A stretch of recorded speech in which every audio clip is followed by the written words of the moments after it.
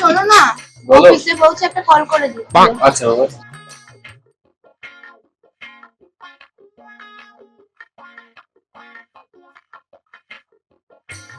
Hello, হ্যাঁ পৌঁছে গেছো?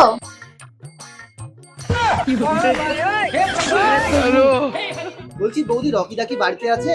না, তোমার দাদা বাড়িতে নেই তো। ও ঠিক আছে। বলছি যে কিছু কি বলে গেছে? হ্যাঁ বলে গেছিল তো, কি বলেছে? বলেছিল অয়ন আসলে বাড়িতে ঢুকতে দিতে না, 1 নম্বরে চিটিং বাজ।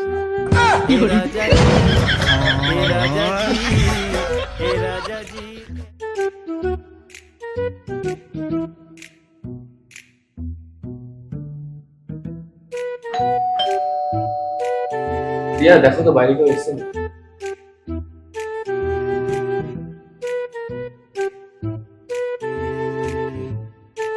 এই তোমার শাশুড়ি বাড়িতে আছে? দাঁড়ান দেখছি। এই মাকে খুঁজতে একজন এসেছে। আসতে বলো। মাকে খুঁজতে একজন এসেছে। ঠিক আছে বাবা, শুনেছি, আসতে বলো। মাকে খুঁজতে একজন এসেছে।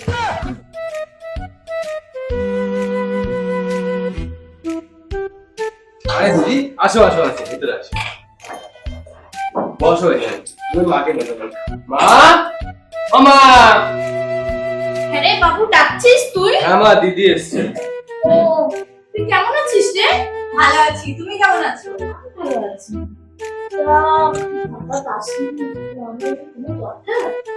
না, এমনি অনেকদিন আসি না তো, তাই ভাবলাম একটু খোঁজ খবর নিয়ে যাই, একটু গল্প করে যাই।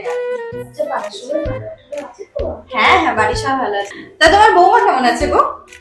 ভালো আছে। আজকে কি রান্না করলে? বোমা, ও বোমা, গ্যাসে তরকারি বসানো আছে, লবণটা দেখে আটাটা মেখে রাখো তো। তরকারি আর রুটি হবে বুঝি? হ্যাঁ খেয়েছি। হ্যাঁ হ্যাঁ, অবশ্যই মেখে আর বুঝবুঝ আছি আছি। কেমন একটা পুরা পুরা বন্ধু পাচ্ছি না। দেখে আসি, মনে হচ্ছে তরকারিটা ফুটে গেছে।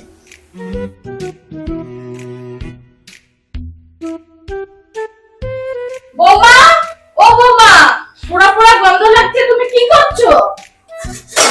এ বাবা, তরকারি তো পুরো পুড়ে গেছে। তুমি কি করছিলে এতক্ষণ? আপনি তো বলেছিলেন আটাটা মেখে রেখে লবণটা দেখতে, তাই লবণটা দেখছি। আমি পারি না আর পারি না, আমি কেন মরি না।